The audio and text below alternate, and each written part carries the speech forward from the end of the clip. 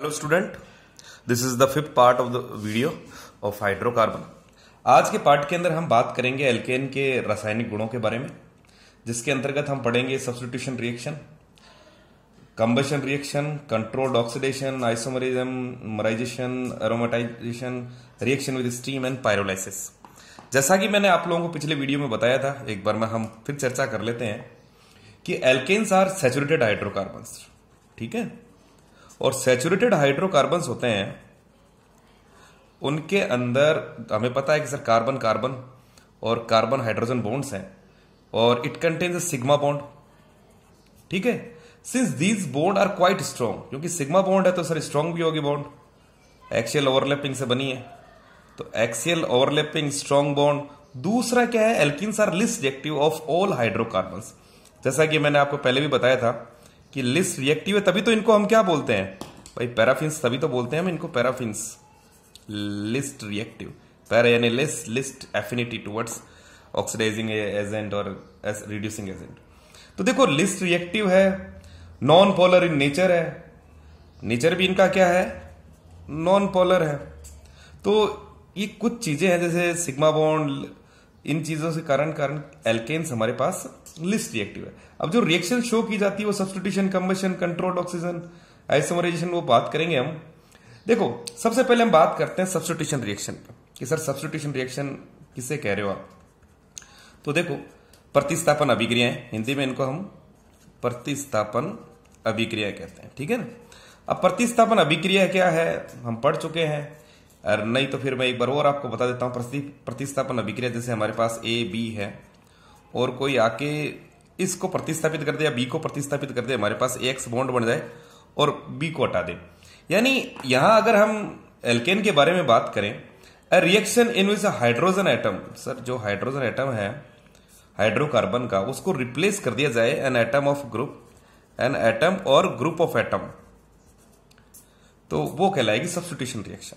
अब देखो substitution reaction के अंदर हम एल्केन की जो पढ़ेंगे वो है हमारे पास, देखो मैं पहले सब्स्टिट्यूशन रिएक्शन की बात करता हूं आपके पास। देखो सब्स्टिट्यूशन रिएक्शन के अंदर हम पढ़ेंगे कि सर एक तो होती है हमारे पास हैलोजिनेशन, ये सब्स्टिट्यूशन रिएक्शन के अंदर आती है, नाइट्रेशन आती है, सल्फोनेशन आती है, सल्फोनीकरण। ठीक है, हैलोजिनीकरण, तो हैलोजिनीकरण से नाम से पता चल गया सर हैलोजन जुड़ता है इसके अंदर। यानी कहने का मतलब ये हुआ कि सर अगर हमारे पास, जैसे एक छोटा सा मैं एग्जांपल लूं कि सर इसमें अगर हम X2 की मैं जब बात कर रहा हूं तो हम यहां ले रहा हूं सर F2, Cl2, Br2 और I2, तो हमारे पास फॉर्मेशन होती है CH3X। तो एडिशन ऑफ अ हैलोजन, देखो रिमूव किसको किया, हाइड्रोजन को ना, तो ये हमारे पास आ गई प्रतिस्थापन अभिक्रिया के अंदर। तो CH4 plus X2 result in the formation of CH3X। तो ये तो हो गई हमारे पास हैलोजिनेशन। हालांकि हमारे एनसीईआरटी के सिलेबस के अंदर 11th के अंदर हमें जो दे रखा है वो हैलोजिनेशन दे रखी है। अगर हम CH4 HNO2 नाइट्रस एसिड के साथ या नाइट्रिक एसिड के साथ रिएक्शन करें और सर एडिशन ऑफ NO2 और हाइड्रोजन का रिमूवल हो, समझ रहे हो मेरी बात, NO2 का एडिशन हो, तो इसको हम बोलेंगे नाइट्रेशन। ऐसे ही हमारे पास सर सल्फोनेशन है। अगर हमारे पास CH4 जो भी हाइड्रोकार्बन हमारे पास जो एल्केन है उसकी रिएक्शन करवाएं हम H2SO4 से और SO3H एडअप हो, तो वो आ जाएगा सल्फोनेशन के अंदर। अब देखो सबसे पहले हम डिटेल में हम इसके अंदर जो चर्चा करेंगे वो बात करेंगे हैलोजिनेशन की। ठीक है बच्चों, तो आ जाओ नेक्स्ट पेज पे। देखो हैलोजिनेशन एक अपने आप में फ्री रेडिकल मैकेनिज्म है। अगर मैं बात करूं एल्केन की, तो सर एल्केन के अंदर जो हैलोजिनेशन है वो कैरिड आउट किया जाता है by treating it suitable halogen, halogen की प्रेजेंस के अंदर। बाय हैलोजन लेते हैं in the presence of ultraviolet light, या heating a mixture with ultraviolet यानी HNO ले सकते हैं इन द 522 670 केल्विन के अंदर। तो देखो हम बात कर रहे हैं हैलोजिनेशन की, तो हैलोजिनेशन में मैंने बताया कि सर एडिशन ऑफ हैलोजन, जो हैलोजन है उसको ट्रीट करवाया जाए एल्केन की in the presence of UV, और रिजल्ट और temperature near about we are taking 522 670। तो जैसे हमारे पास जैसे CH4 है, Cl2 के साथ रिएक्ट करवाया, ट्रीट करवाया। वैसे हमें पता है कि alkane is generally is least reactive, लेकिन अगर हम हाई टेम्परेचर दें, अल्ट्रावायलेट रेज दें, तो देखो फ्री रेडिकल मैकेनिज्म से ये संपन्न होगा। जैसे HNO, सर HNO की जगह हम सनलाइट, यानी एक ही बात हो गई, सनलाइट हो गई, फ्री परोक्साइड ले लिया, या हाई टेम्परेचर ले लिया, तो देखो ये सारी चीजें जो होती है वो होती है फ्री रेडिकल के लिए। और फ्री रेडिकल जनरेट होता है हमारे पास जब भी ऐसी कंडीशन हमें मिले, सर HNO मिले, पेरोक्साइड मिले और हाई टेम्परेचर मिले, that result in that reaction involves a free radical mechanism. अब देखो यहां हमारे पास सर CH3Cl बाई प्रोडक्ट के रूप में हमें HCl मिल गया। अब ये रिएक्शन आगे फॉरवर्ड होती है सर, आगे और ट्रीट किया जाता है Cl2 के साथ, तो रिमूवल होगा सर, एक हाइड्रोजन और निकल जाएगा माइनस HCl, फॉर्मेशन होगी CH2Cl2। फिर आगे अगर Cl2 के साथ रिएक्शन हो, फिर एक हमारे पास हाइड्रोजन HCl के रूप में निकल जाएगा, हमारे पास बनेगा CHCl3। फिर आगे और Cl2 के साथ हो तो लास्ट में मिलता है CCl4। अब देखो हम ये देखते हैं बच्चों कि ये मैकेनिज्म होता कैसे है। तो देखो मैकेनिज्म देखिए कि मैकेनिज्म के अंदर सुनते रहो और समझते रहो। सर मैकेनिज्म हमें पता है, फ्री रेडिकल जो मैकेनिज्म है, फ्री रेडिकल मैकेनिज्म वो 3 पदों में संपन्न होता है sir. It's completes in 3 steps. जो पहला स्टेप है हमारे पास है वो चेन इनिशिएशन का है। चेन इनिशिएशन, चेन इनिशिएशन का मतलब ये हुआ श्रृंखला प्रारंभन, कि भाई श्रृंखला प्रारंभन होती कैसे है। तो देखो श्रृंखला प्रारंभन के अंदर देखिए कि सर हमारे पास Cl2 है, बिल्कुल है सर, आप हाई टेम्परेचर दे रहे हो, सनलाइट की प्रेजेंस में करवा रहे हो, 522 670 के आसपास के पास हमारे पास टेम्परेचर है। ये सारी चीजें होमोलाइटिक फिजन को फेवर करेगी। होमोलाइटिक फिजन देखो ध्यान से सुनना, होमोलाइटिक फिजन इसी के अंदर तो हमारे पास फ्री रेडिकल जनरेट होते हैं। यहां पे हम शो करेंगे सर HNO है, टेम्परेचर है, हाई टेम्परेचर अल्ट्रावायलेट रेज है। तो देखो हमारे पास होमोलाइटिक, इसको मैंने शो किया हाफ हेडेड एरो से। देखो एक चीज सुनना, हाफ हेडेड एरो का मतलब हुआ कि एक इलेक्ट्रॉन की बात रही, ये अपना इलेक्ट्रॉन ले लेगा, ये अपना इलेक्ट्रॉन ले लेगा। अगर मैं यहाँ डबल कहीं पर भी अगर आपको आगे कहीं रिएक्शन के अंदर फुल हेडेड एरो दिखाता हूं, there is a transfer of 2 electron. Homolytic fission के अंदर जो बॉन्ड क्लीवेज हो रहा है, तो सर अपने अपने इलेक्ट्रॉन ले लिए इन्होंने, तो इलेक्ट्रॉन लेने के बाद हमारे पास जनरेट क्या हुआ 2Cl, that is free radical. तो देखो Cl बॉन्ड को तोड़ने के लिए ऊर्जा चाहिए, जो कि हमें कहां से मिली, अल्ट्रावायलेट रेज से, HNO सर लाइट से मिली, टेम्परेचर है हमारे पास। तो देखो एनर्जी चाहिए, तो इस रिएक्शन को हम ये भी कह सकते हैं सर ये जो प्रोसेस हो रही है, जो रिएक्शन है ये कैसी है, एंडोथर्मिक। मेरे हिसाब से मेरी बात समझ में आ रही होगी आप लोगों को। अब देखो ये पहला स्टेप जिसको हमने नाम दिया चेन इनिशिएशन, जिसको हम बोलते हैं श्रृंखला प्रारंभन हिंदी के अंदर। अब नेक्स्ट स्टेप है हमारे पास, देखो फ्री रेडिकल तो जनरेट हो गया, फ्री रेडिकल बड़ी अनस्टेबल है सर, रिएक्टिव है। नेक्स्ट हमारे पास जो स्टेप होती है वो होती है चेन प्रोपोगेशन।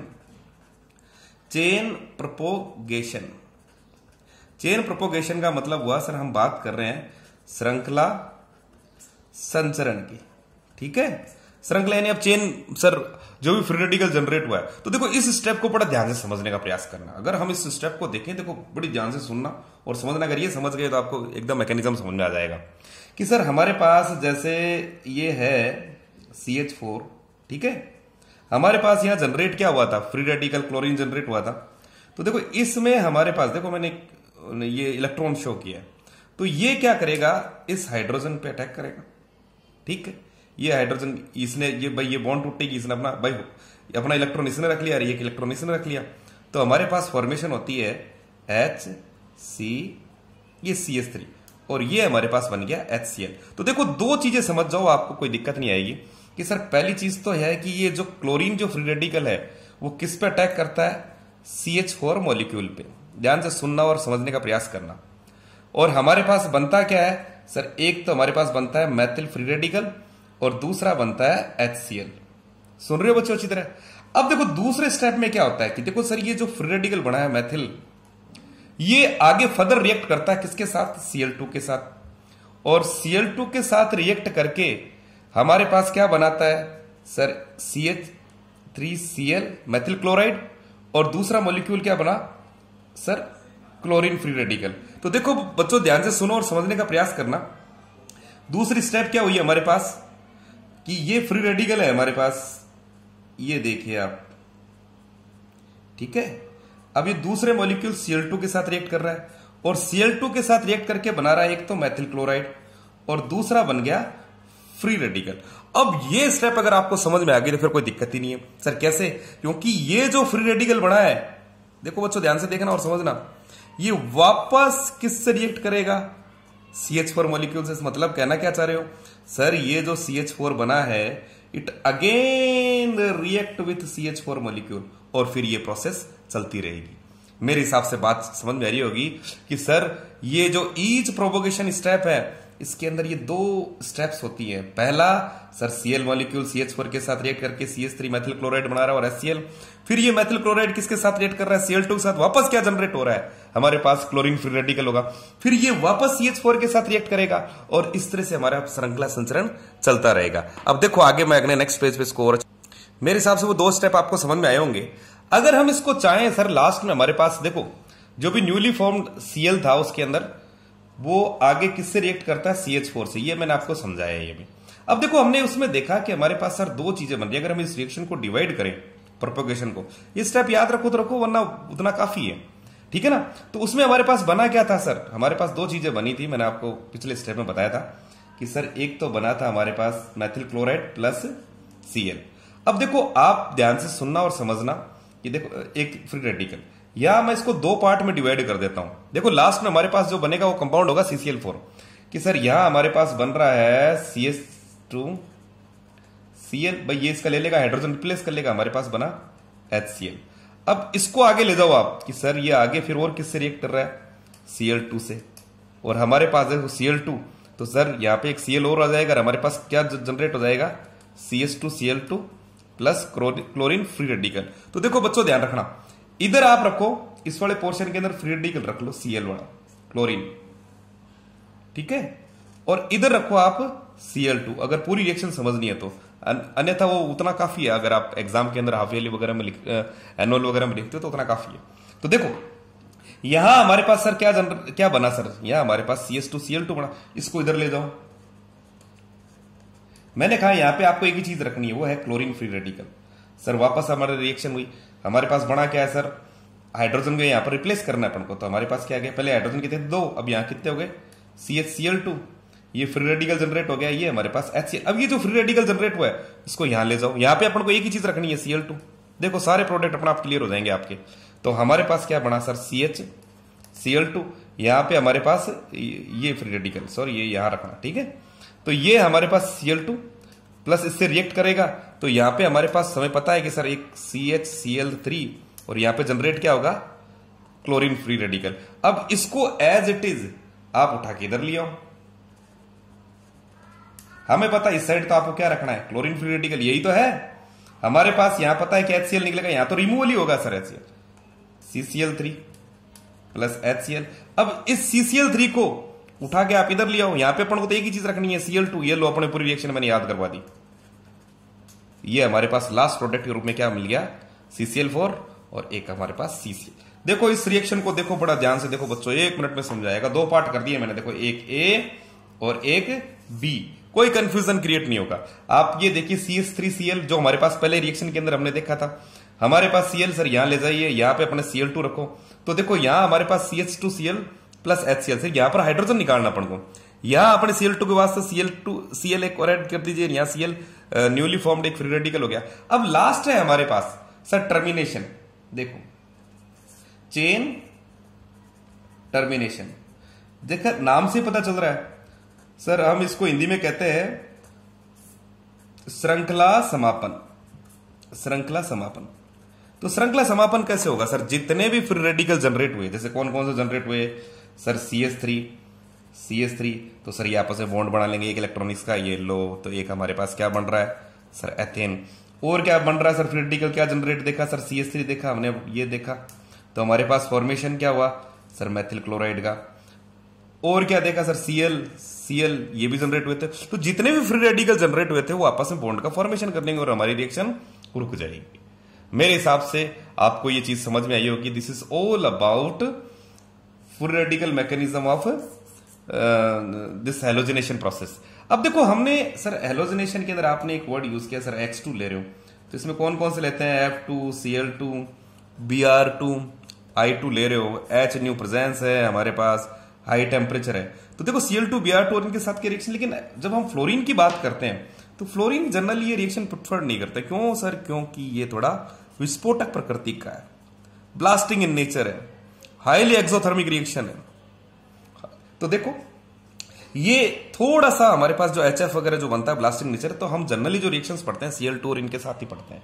तो देखो नेक्स्ट पे आ जाइए, हमारे पास ऑक्सीडेशन या और कंबशन रिएक्शन पे आ जाइए, नेक्स्ट पेज पे आ जाइए। नेक्स्ट है हमारे पास कंबशन। अगर देखो एल्केन्स को अगर हम हीटिंग करें, हीटिंग यानी है sir in the presence of O2, तो हमारे पास क्या प्रोडक्ट बनता है वो देखें कि अगर there is a free supply of, देखो इस रिएक्शन को समझने की कोशिश करना है, इस कंट्रोल और सारी चीज, अगर फ्री सप्लाई ऑफ O2 हो तो देखो एल्केन क्या है सर, हाइड्रोकार्बन है। हाइड्रोकार्बन में हमारे पास क्या है, C और H है, ठीक है, और C और H है। तो देखो अगर O2 है हमारे पास, तो देखो जो कार्बन है वो तो ऑक्सीडाइज होके क्या बनाएगा, CO2 बनाएगा, और जो हाइड्रोजन है वो बनाएगा H2O। तो प्रोडक्ट तो हमें पता है कि सर जब भी हमारे पास फ्री सप्लाई होगी तो जितने भी एल्केन है O2 के साथ जलकर हमें CO2 देंगे और जल देंगे, और प्लस हमारे पास हीट जनरेट होगी। तो देखो हम अगर एल्केन की बात करें तो देखो सर हमारे पास CH4 है, हमने O2 लिखा, हमें पता है सर कार्बन और हाइड्रोजन से जनरेट, तो हमारे पास CO2 प्लस H2 होगा, और हीट होगी जो भी हीट हमारे जिसके अंदर जो भी एनर्जी निकलती है हमारे पास, जो एक्सोथर्मिक रिएक्शन है। वैसे भी ध्यान रखना जितनी भी कंबशन रिएक्शन होती है, दहन अभिक्रियाएं होती हैं, वो सारी एक्सोथर्मिक रिएक्शन है।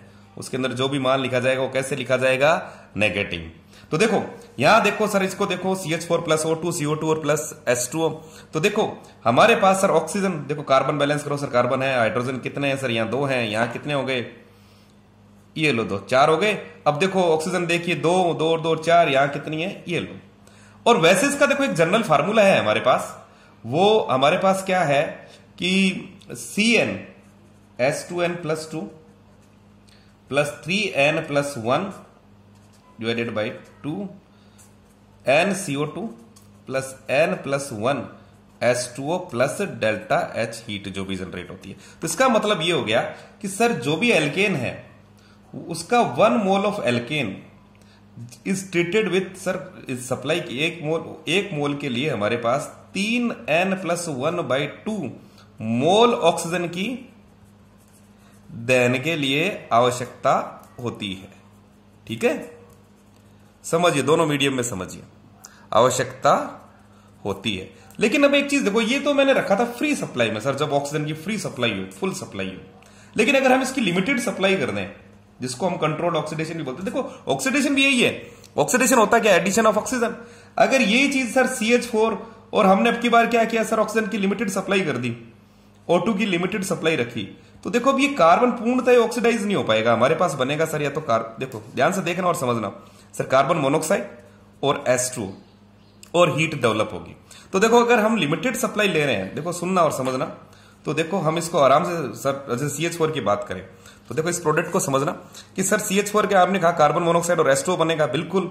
यहां ऑक्सीजन थी पहले एकदम फ्री सप्लाई, यहां थोड़ी कम कर दी हमने, कम कर दी, लिमिटेड कर दी, लेस कर दी। तो देखो हमारे पास प्रोडक्ट बन रहा है कार्बन मोनोऑक्साइड और H2O। अब बैलेंस कर लो, कार्बन कार्बन एक है, हाइड्रोजन कितना है सर H2O। तो यहां देखिए ऑक्सीजन कितने हो गए हमारे पास, यहां 2 लिख दिया, तो अब ऑक्सीजन कितने हो गए, 2 और 1 3, यहां कितना है 2 है, तो 3/2। समझ में, ये लो बैलेंस हो गया। अगर हम इसको सर ऑक्सीजन, देखो मैं फोकस कर रहा हूं ऑक्सीजन पे, यहां पर भी हम बात कर रहे थे ऑक्सीजन, सर ऑक्सीजन को और कम कर दे, ये लो O2, तो क्या बनेगा भाई, यहां पहले CO2 बन रहा था, देखो ध्यान से बच्चों, यहां फिर क्या बना, कार्बन मोनोऑक्साइड। अब और आपने कम कर दी तो कार्बन मोनोऑक्साइड की सर ऑक्सीजन हटाते रहो, अब यहां पे बनेगा हमारे पास कार्बन, जिसको हम कहते हैं कार्बन ब्लैक, कार्बन ब्लैक, और हमारे पास H2। अब बैलेंस कर लो बच्चों, देखो देखो आराम से, कोई दिक्कत नहीं आएगी। ये फर्स्ट मैंने ले लिया, ये सेकंड ले लिया, ये थर्ड ले लिया। इसमें देखिए कि अगर हम लेस सप्लाई ऑफ O2 कर दें और O2 कर दें, तो देखो रिएक्ट इसके अंदर हम ये देख रहे हैं, या इसको देखें हम, तो very little supply of oxygen is being there, तो हमारे पास there is a formation of carbon black plus H2O। इसको बैलेंस कर लो। अब देखो यहां हमारे पास सर ये 2 हो गए, ठीक है, तो यहां पे तो ये साफ दिख रहा है, ये तो बैलेंस्ड ही है भाई, 2 हाइड्रोजन कार्बन हमारे पास हो ही गया, ऑक्सीजन हमें 2 रिक्वायर्ड है। तो this is all about combustion in limited supply of a controlled oxidation. समझ में आ रहा है बच्चों? देखो देखो O2 अगर फ्री सप्लाई है तो आपको ये करना है, लिमिटेड सप्लाई है तो ये करना है। तो हमारे पास देखो पहली चीज आई CO2 plus H2O, CO plus H2O, और ऑक्सीजन कम कर दोगे तो कार्बन ब्लैक आ जाएगा। That's all about a combustion. अब नेक्स्ट हम जो बात करते हैं, देखो नेक्स्ट हम नेक्स्ट वीडियो में बात करेंगे इसके बारे में। आइसोमराइजेशन और एरोमेटाइजेशन 20 मिनट का वीडियो हो गया है।